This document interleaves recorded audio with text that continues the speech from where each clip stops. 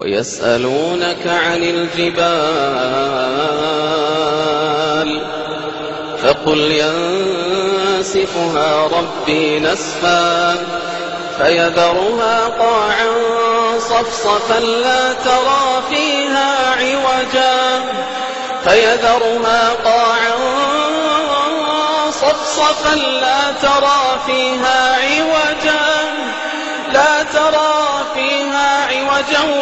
ولا أمتا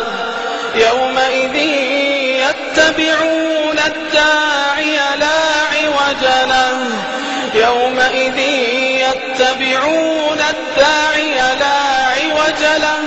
وخشعت الأصوات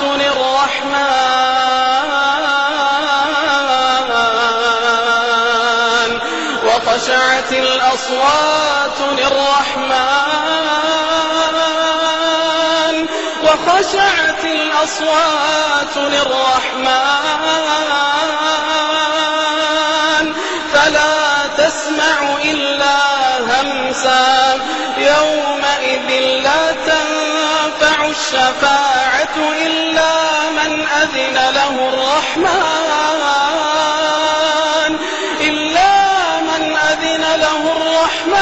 ورضي له قولا يعلم ما بين أيديهم وما خلفهم ولا يحيطون به علما وعنت الوجوه للحي القيوم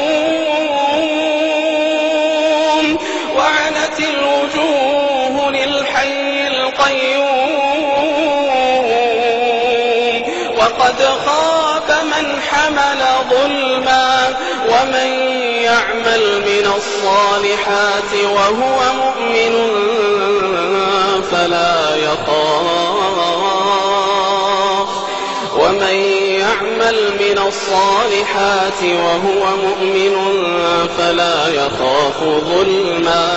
فلا يخاف ظلما ولا هضما وكذلك أنزلناه قرآنا عربيا وصرفنا فيه من الوعيد